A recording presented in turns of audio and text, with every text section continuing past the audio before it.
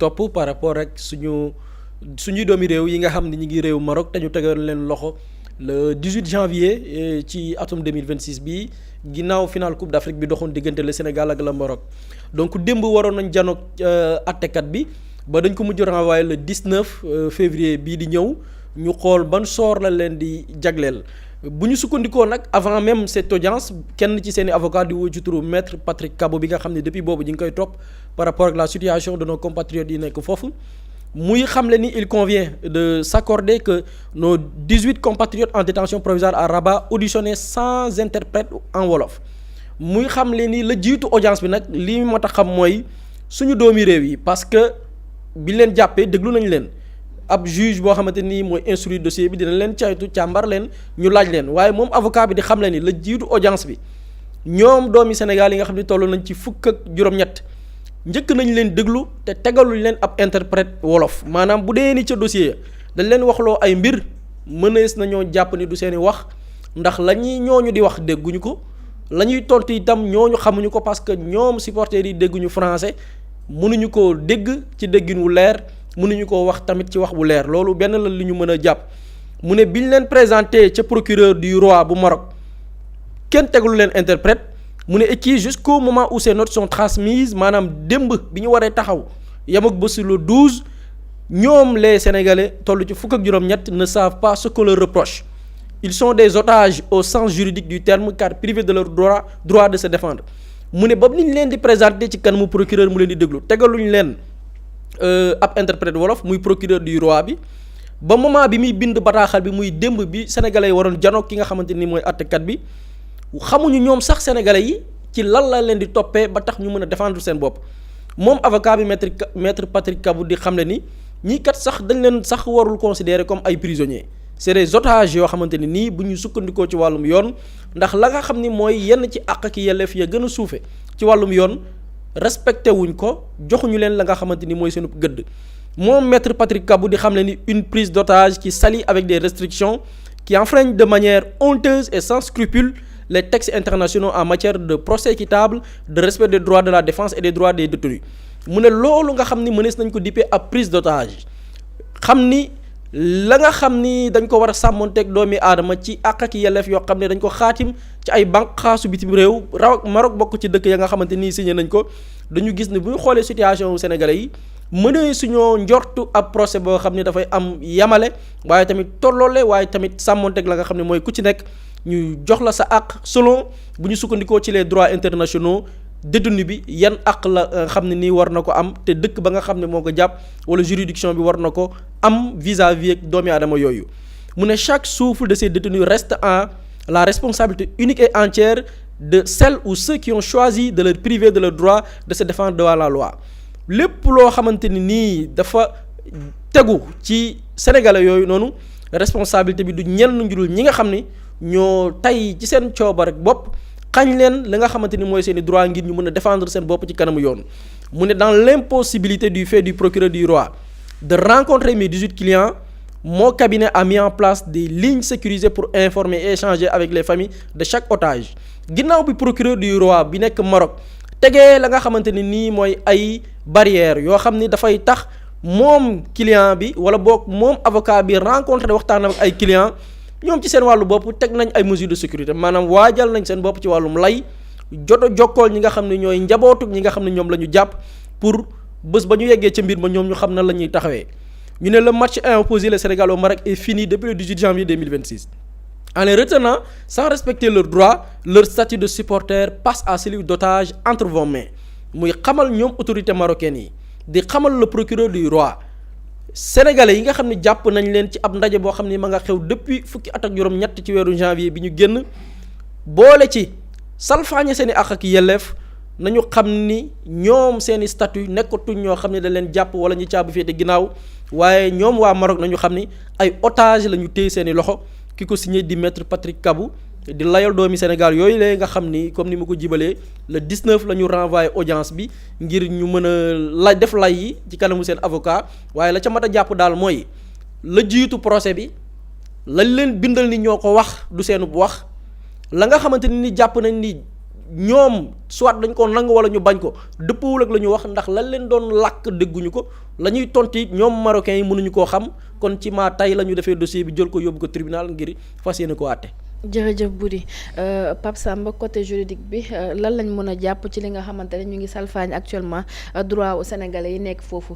affaire yaa ngi commencé dégénérer quand même. non effectivement affaire yi kay dégénéré na ba pare et maître Patrick Kabou fait bien de dire que suñu supporters sénégalais ay otages lañ parce que ce sont des otages parce que tout le temps dañuy delluwaat ci li nga xamante ne moom la droit. jagleel par rapport ak yeeg yelleef yi et surtout cas spécifique bii nga xamante ne dañu ne c'est un étranger qui est jugé dans un autre pays parce que da ngay gis ñu bëri ñun wax nañu fi ba sonn ne c'est une question diplomatique il faut état bi jël ci ay matuwaayam ñu ne ñu non diplomatie daa am nu muy demee faaw nga respecter ak yelleefu yeneen réew yi nu ñuy doxalee seen droit nu ñuy doxalee seen tribunaux mais il y a des droits élémentaires yoo xamante ne da nga ko war a respecter képp koy étranger bu fekkee dafa bëgg nekk sa biir réew ñu war ko fa atte bu ñu demee ci le pacte international relatif aux droits civils et politiques PIDCP bi nga xamante ni Maroc signataire la ci day jëm ci wàll bi nga xamante ni tey ji bu étranger ñëwee sa réew nan nga ko war a traiter pour bu fekkee ni dafa war a jàkkaarloog les tribunaux de ton pays ñu nekk article 14 bu PIDCP boobu dafa am yoo xamante ni daf koy tënk ci par rapport ak droit au prévenu yi droit au prévenu yi ñu ngi ciy tudd ñu ne le prévenu a le droit d'être informé des charges yi ñu koy toppee maanaam yow bu ñu la jàppee ba pare automatiquement li ñu lay toppee dañ la ko war a communiquer ne la lii ak lii ak lii moo tax ñu lay topp respecté wuñ ko ndax ba léegi waxuñ suñu sénégalais lan lañ leen di toppee am nga droit wu ñu jox la temps ak ay facilités pour que nga mën a préparer sa défense am nga droit wu choisir librement ton avocat et ton avocat doit avoir accès au prévenu dès la garde à vue yooyu noonu yëpp Maroc dañ ko foulé du pied parce que tey jii amuñ temps ak facilité wu préparer seen défense parce que lu tax amuñ temps ak facilité préparer seen défense ci biir article 14 bi daf koy wax tamit ni ils ont droit à un interprète si nécessaire les supporters sénégalais n'ont pas eu droit à un interprète et pire amuñ droit à un interprète te seen avocat bi leen war a layal moom amul accès sax ci ñi nga xamante ni ñoom la war a layal non seulement amul accès ci ñi mu war a layal mais moom it joxuñ ko dossier buy wane ni lii la ñuy toppee ñi nga xamante ni ñoom nga leen a war a layal donc loolu lan lay def il y a dans l'article 14 fu ñu ne il faut que bu ñu lay juger mu nekk un tribunal indépendant compétent et impartial indépendant xëy na indépendant na parce que Maroc lañ nekk compétent xëy na dinañ la nangul compétent bi mais impartial bi ils ne sont pas impartial bi foofu ñëwu fa parce que bu fekkee ne daa am nit yooyu topp waxoo leen li nga leen di toppee seen avocat joxoo ko procédure bi ne leen lii laa leen di toppee amul interprète boo xamante ne mën na leen a tekki li ñu leen di toppee nga bëgg leen dem en audition sans la présence de leur avocat foofu c'est un procès qui n'est pas équitable qui n'est pas impartial donc foofu mënuñ jàpp ni procès boobu respecté na les normes yi nga xamante ne mooy les normes internationales par rapport au droit mais xam nga dañ ne droit international dañ dem ci constitution wu Maroc bi nga xamante ne comme ñun suñu constitution ni ñu ne bu ay étranger ñëwee ci réew mi ñu war leen a daan wala ñu war am nu ñu war a doxalee constitution bi daf koy tëral boo demee ci biir Maroc seen constitution article 23 dañuy tëral lépp li nga xamante ni mooy noonu la ñu war a sàmmee ak yelleef képp kuy prévenu que tu sois étranger ou que tu sois natif foofu ñu ne loolu dañ la war a faciliter un accès à un avocat ñu communiquer la charge yi nga xamante ni ñoom lañ la toppee mais loolu ba tey jii ci dossier bi ñoom defuñ ko donc non seulement ils ne respectent pas leur code de procédure pénale leur constitution mais ils ne respectent pas aussi le droit international bi nga xamante ni ñoom signataire lañ ci léegi loolu lépp lan la man damaa gëm ne uude nu mu la gisee noonu la lay ëwalee wolof lu mu nan lay wax sax dañ naan bukki bu waxee mbaxana waaw bu yabee mbaxana ci doxin bi la c'est exactement ce qui est en train de se passer parce que on va le dire et le redire le communiqué du ministre des Affaires étrangères loolu yàpp sénégalais yi la ça il faut continuer de le dire parce que mais ñu ngi wax diplomatie mais actuellement ci la diplomatie waroon dox yow l'avocat bi nga xamante ni moom mooy représenter les sénégalais foofu génn na à 2 reprises man lan moo tax maître Patrick Kabou génn pourtant il a salué le travail des autorités consulaires yi nekk au Maroc lan moo tax muy alerter publiquement parce que dafa gis ni dossier bi niñ ci waroon doxalee par rapport ak état bi taxawaay bi mu ci war a taxaw xëy na des na moo tax il alerte l'opinion publique par rapport ak dossier boobu lu mu nar a nekk et quand il dit otage mais otage c'est un mot très fort juridiquement c'est-à-dire que ñooñu du ñu ay prévenu nekkuñ di leen topp dafa nekk ay nit yoo xamante ne limite dañ leen a kidnappé foofu Maroc pour xoqatal leen mais le ministre des Affaires étrangères quand on parle de diplomatie aussi c'est de faire respecter son pays et de défendre l'intérêt des populations ñun ñu ngi gis ne am na ay sénégalais yoo xamante ne respecté wuñu seeni droit fële mais il peut sortir un communiqué dire que l'État du Sénégal suit avec inquiétude li nga xamante ne moo nekk di xew par rapport ak dossier yu 18 sénégalais yi foofu l'avocat wax na ni respecté wuñ les droits fondamentaux ñu ngi alerter le royaume du Maroc pour que ñu respecter les droits élémentaires yi nga xamante ni mooy sénégalais yi fa nekk et que situation bi ñu ngi koy suivre avec inquiétude dinañ def lépp lu ñu war a def par rapport à leurs autorités consulaires pour apporter un soutien à ces 18 sénégalais loolu c'est un communiqué boo xamante ne war nañ ko mën a génne. Et ça c'est de la diplomatie ñun tuuti nañ trop pour jàngal leen diplomatie mais am na leen loo xamante ni mënuñ ñu expliquer le mutisme actuellement du ministre des Affaires étrangères bu fekkee ne Coupe d'Afrique bi jeex na yow nga mën a génnee un communiqué nga ni yow yaay da ngay tagg Maroc yéen a am ay infrastructures yu rafet yéen war a ngeen seen xarañteef ci organiser compétition bu mel nii donc yéen compétition internationale yi sax vous avez montré votre savoir-faire votre hospitalité même bu fekkee ne Sénégal jël na coupe bi sax Maroc yéen bu leen fàttali ni yéen am ngeen parcours bu baax di leen caresser dans le sens du poil au moment où un Sénégalais a été tué là-bas dans des conditions obscures au moment où 18 Sénégalais sont emprisonnés ñu ñëwaat ci cérémonie présentation trophée bi le président de la République moom mu ñëw mu ne waaw mu ngi féliciter naataangoom le roi du Maroc Mohamed VI ci accueil bi nga xamante ni defal na ko Sénégalais loolu yëpp c'est bien beau cette diplomatie de fraternité là c'est bien beau mais dafa am foo xamante ne bu ñu fa tolloo il faut faire respecter l'État du Sénégal parce que État du Sénégal diplomatie bi ñuy wax nii yëpp ak li ñuy wax yëpp par rapport aux relations les pays n'ont pas d'amis ils n'ont que des intérêts c'est ça la géopolitique mondiale foofu la toll les pays n'ont pas d'amis ils n'ont que des intérêts quand tu préserves tes intérêts da ngay faire respecter ton pays et faire respecter les Sénégalais yi nga xamante ni ñu ngi foofu di dund ay circonstances yu métti mais qu'est-ce qui peut justifier depuis le 18 janvier ñu tëj leen foofu waxuñ leen li ñu leen di toppee mais ñun yàgg nañ seetaan football yàgg nañ seetaan sport li ñu naan les hooligans yi nga xamante ne parfois dañ doon dem ci stade yi di def ay mouvement di créer ay coow mais à chaque fois bu amee ay xeex wala mu am ay saccage mais yan décision la gars yi di jël mën nañ ne sax ñii dañ leen di expulser à vie ni dootuñu amati droit wu dugg ci stade diw wala ñu ne génnee nañ leen dëkk bi expulser nañ leen loolu ce sont des mesures qu'on peut comprendre et yàgg nañ ko gis ci sport bu fekkee ne ñoom dañoo jàpp ne il y a eu des saccages ils peuvent décider ni Sénégal les 18 Sénégalais ñu identifier nañ vous n'avez plus accès au stade de Rabat à vie loolu xëy na mën na am ci sport mais ñu tëj la depuis le 18 janvier sans pour autant communiquer la charge yi ñu lay toppee sa avocat mënul jot ci yow amoo interprète bu lay tekkil mbir mi après on veut nous dire que c'est une relation de fraternité il faut conserver la diplomatie man damaa gëm ni képp kuy wax loolu ci caaxaan nga nekk c'est parce que 18 Sénégalais yooyu noonu ñu tëj sa mbokk nekku ci loolu moo tax ngay mën a taxawee wax noonu et ça ce n'est pas jeter l'opprobre sur les man li ma gëm mooy autorité consulaire yi nekk Maroc ñu ngi def lu ñu mën ñu ngi def li leen war ci soutenir les Sénégalais qui sont là-bas ñooñu si seen cër yam ñu ngi ko koy def mais affaire bi fi mu war a toll mooy l'autorité suprême bi nga xamante ne moom la ñu jox réew mi moom moo ko war a jël def ko un dossier à part parce que gëm naa ne bu fekkoon ne ay supporters marocains lañ jàpp fii ci réew mi gaw ma ne dina def 1 mois te libéré wuñ leen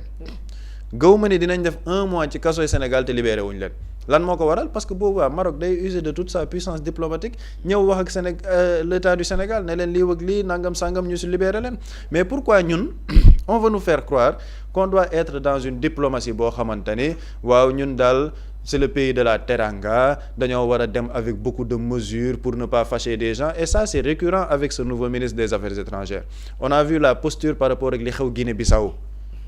gis nañ posture bi nga xamante ne am na ko gis nañ sortie bi mu defoon à l'Assemblée nationale on voit encore ce communiqué aussi bi nga xamante ne dafa nekk di caresser dans le sens du poil les Marocains pendant ce temps yow say doomu réew ñu ngi leen di buntu xatal et tu ne peux même pas ressortir pour faire un communiqué pour dire que État du Sénégal mu ngi suivre avec inquiétude ce qui se passe là-bas dara mënu ko justifier et je pense qu'il est grand temps même bu fekkee ne dafay laaj toute une campagne médiatique sénégalais à travers les réseaux sociaux à travers les médias ak fépp fu ñu ko mën a def ñu def une campagne médiatique pour wax ni nañu libérer suñuy supporters sénégalais parce que lii du leneen lu dul de l'acharnement bi nga xamante ni loolu la marocains yi bëgg def ci kaw sénégalais yi nekk foofu.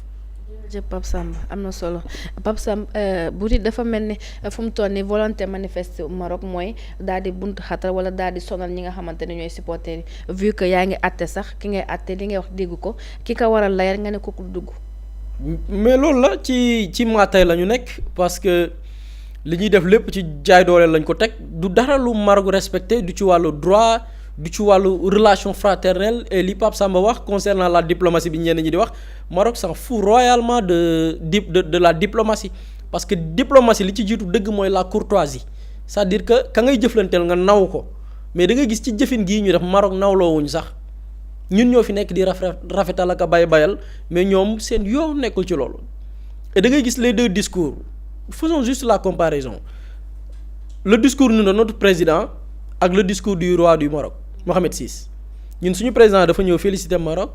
ci organisation bi mbir mi ni mu demee féliciter les lions pour le sacre le roi du Maroc dans son communiqué bi mu génnee nulle part boo ko liiree de A à Z il n'a félicité le Sénégal amul fenn fu mu féliciter Sénégal ça c'est yoon nekku jël ngeen seen coupe et puis dem leen et coupe bi sax bu ñu sañoon dañ koy nangu parce que après ils ont fait une plainte pour récupérer coupe bi après ci la ko commission disciplinaire bi gàntalee te après sax ils n'ont pas eu même cette élégance même accepter la décision dañu demaat porter waat recours def appel pour que ñu delloo leen coupe bi donc nga gis ne c'est un pays qui n'est pas du tout élégant pays boo xamante ni ci wàllu courtoisie amuñu ko ñun ñoo fi nekk di rafetal ak bayal et ça montre clairement que taxawaay bi ñu ci war a am amuñu ko ci il faut dire la vérité et puis c'est ça dama gis Ali Diatara donte moom ànduma ak moom lu bari moom sama ennemi la quoi mais il a parfaitement raison lorsqu'il dit que tey quand on parle de diplomatie on parle d'intérêt entre deux pays tey dans cette situation là nit ki boo nekkee dans une position de force ak looy ragal ak looy préserver quand on dit non nañu rafetal diggante bi ne mais ñun ni ñu amee suñu compatriotes yi nekk foofu ñoom noonu la ñu amee ay compatriotes yu nekk fii seeni doomi réew ñëwuñu fii rek toog di taxawaalu déedéet dañ fi nekk di wut xam-xam di jàng di fa am xam-xam dañ fi nekk di créer des entreprises tey jëlal le dossier avec suñu góor gi bi am problème ak Bocar Samba Dièye problème bi mu am ak BCEAO mais te du BCEAO groupe Attijari yi xaw ma ñoo ko détenir muy un groupe marocain waaw Attijari Wafa Bank ñoom ñoo ko moom c'est-à-dire que c'est un pays boo xam ni ils ont des entreprises qui sont là au Sénégal qui génèrent des milliards et des milliards fan lañ koy jëlee ci poche sénégalais yi là je parle sur le domaine de la finance mais demal dans le domaine de l'immobilier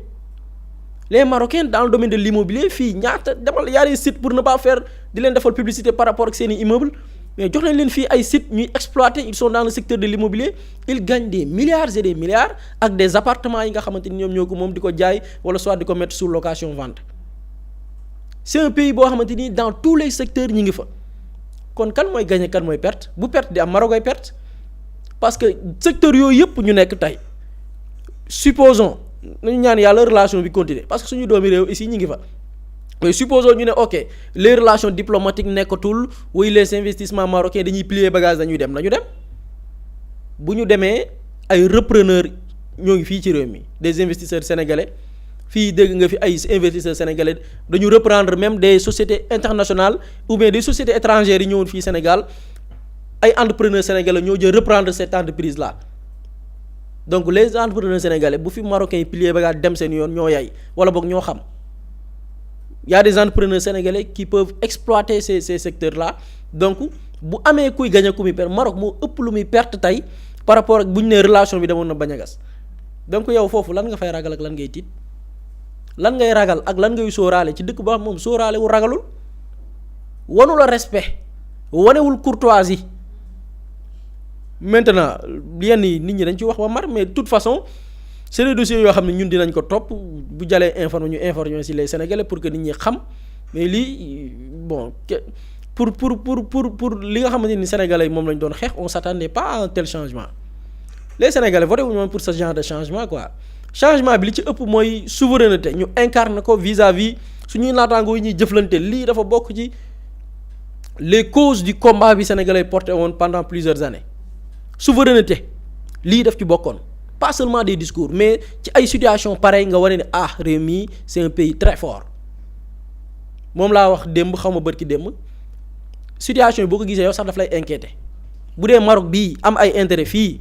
moom moo am lu muy perte dans cette situation là la ñu ñemewul jël suñuy responsabilité mais xalaatal tey ñi nga xamante ni nii dañu am droit de veto au niveau de certaines organisations internationales ñun naka la ñuy comporter face à ces puissants là c'est des questions yu ñu war a poser et malheureusement lii rek misaal la ci vraiment souveraineté bi ñuy wax discours baax na lool mais discours na koy acte accompagné ci genre yu mel ni la ñu nattee fullaay réew ci genre yi la ñuy nattee ëllëgu réew par rapport ak jëflante yi muy jëflanteeg waa bitim réew malheureusement lii ñu nekk di gis dalul xel et ça prouve davantage que tey lenn ci li Sénégalais yi doon xeex bokk xam nga peut-être mu am suba ginnaaw suba wala ëllëg mais amagul par rapport ak fulla gi ñu war a am par rapport ak bu ñuy jëflanteeg yenn réew yi nga xam ne wegguñu la respecté wuñu la teguluñu la comme ay nit parce que ñii ñu jël def leen en otage les Marocains considéré wuñu leen comme ay nit faale wuñu leen respecté wuñu leen te ñàkk respecté googu noonu dafay misaal ñàkk weg gi ñu weg ñun suñuy waa réew ñi nekk fii ña nekk seen dëkk ak suñuy autorité là tu vas être là di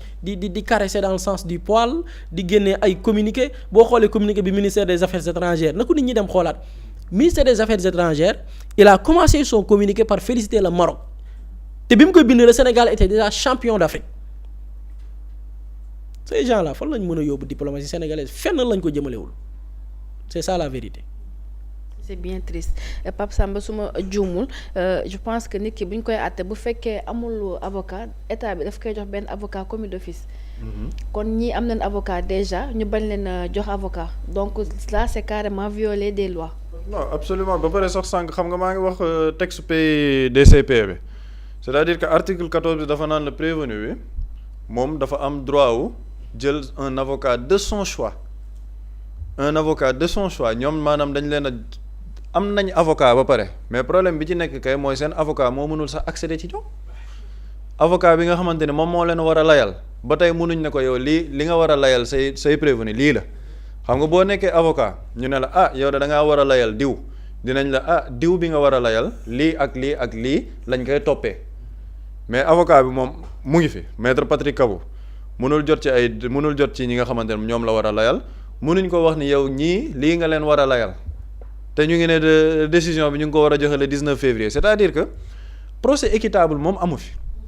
c'est-à-dire que depuis le début la procédure elle est totalement biaisée te lenn rek moo ci objectif bi dañoo bëgg humilier nit ñi xoqatal leen xoñañal leen c'est ça la vérité